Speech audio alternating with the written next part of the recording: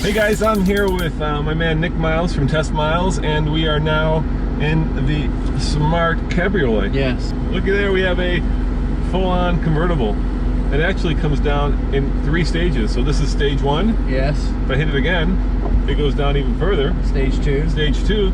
And if we so were inclined, we could take these sidebars off. Make it stage 3. Make it stage 3. It's like a rocket launch.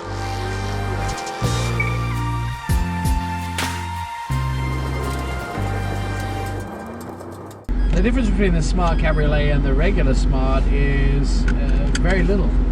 Yeah, they both have the same engine, right? Which is a 0.9 liter 3-cylinder turbo, right? Which is not a great solution oftentimes, because if you can see the camera shaking, 3 cylinders tend to be a little rough. Yeah. 350 feet ahead, turn right on FLA 1A North. Most people, when they make an engine, usually do even numbers, so 2-cylinder, 4-cylinder, all the way up to 24 if you get crazy. Right. But Smart has gone with a 3-cylinder turbo. Here's a question for you. Yes. What 2 cars can you buy in America that are rear engine? Now what I mean by that is the engine is hanging over the rear wheels, not in the middle, not in the front. Well, this is one of them. Yep, and there's another one.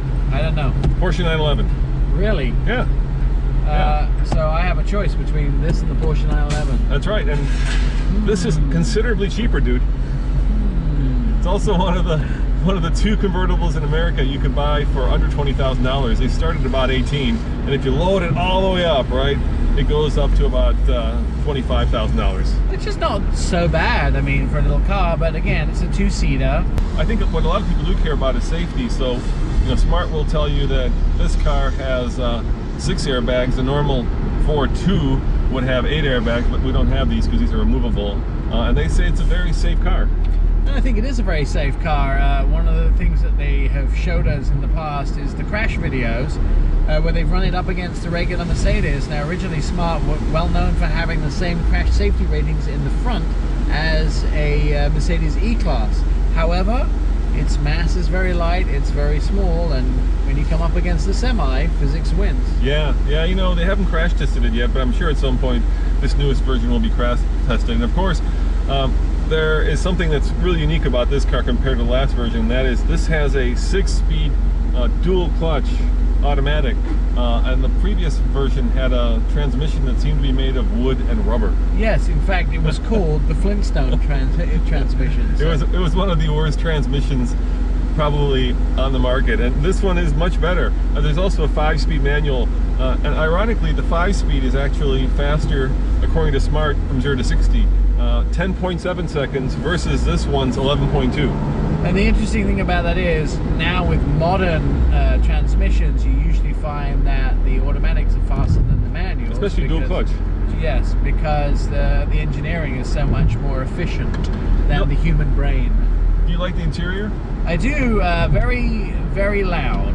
That's all I'd say. Smart standing for Swatch. Mercedes Art is exactly what this car is. It's like a swatch, an arty swatch. The one we're inside, bright orange interior. This sort of material on the inside is the same sort of thing that you might find on a pair of Nikes. Yeah, and the one in front of us is blue, and you can see the panels, right? Those panels are completely changeable. So you can today it could be orange, but tomorrow it could be blue. Right.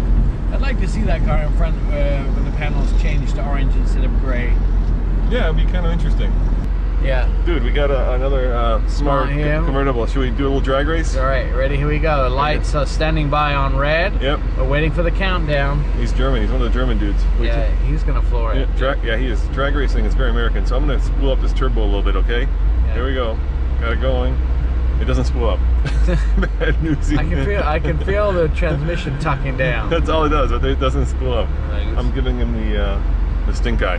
Are you? Yeah, I am. Yeah. You're giving him the USA is best. I'm threatening you. Look. Yeah, and I get a feeling he's not paying attention because he seems to be on his phone.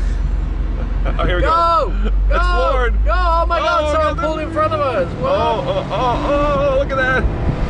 Oh yeah, pull on, dude. Look at that. Look at that. Oh yeah. We win. Woo! Smart wins the day. That's got to be the world's slowest drag race. Yeah, and probably the most boring drag race we ever do. You know, Smart, of course, does a lot of car sharing programs. You're from Portland. Yes. They have them up Cars there. to go. Yeah, they have them up there in Portland. We actually had them in Denver for a while as well, or we're getting them in Denver. And a lot of people obviously are going to buy this car in places like Miami, right? This is certainly not a car that's going to do well in cold climates. Yes. No snow or rain. No. But you know, for an inexpensive convertible.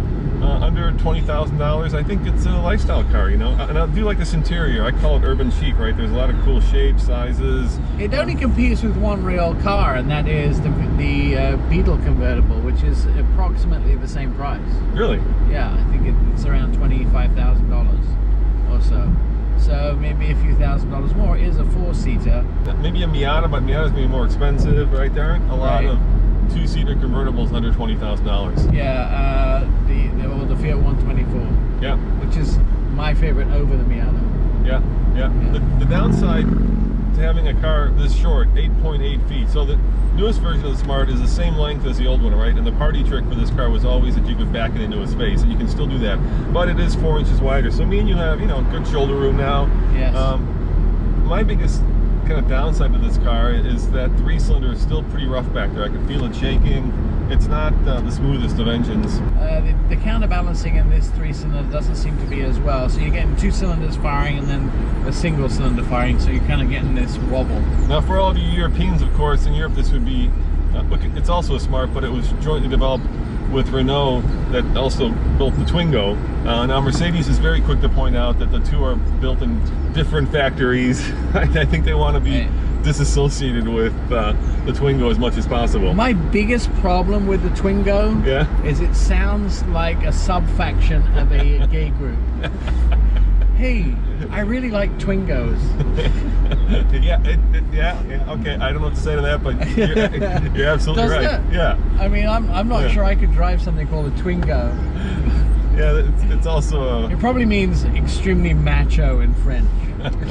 Yeah, no, if you've seen the car, that's probably not what it means. But you know, overall, it's a fun car, right? I enjoy the fact that the top comes all the way down. You know, the one that it probably competes against the most is a Fiat 500, right? That's about as similar as it gets. Yeah. Well, right? I mean, that's a 4-seater too, but it's inexpensive. There was also the Mini, the Roadster. The Roadster. But that was hugely more expensive. Yeah.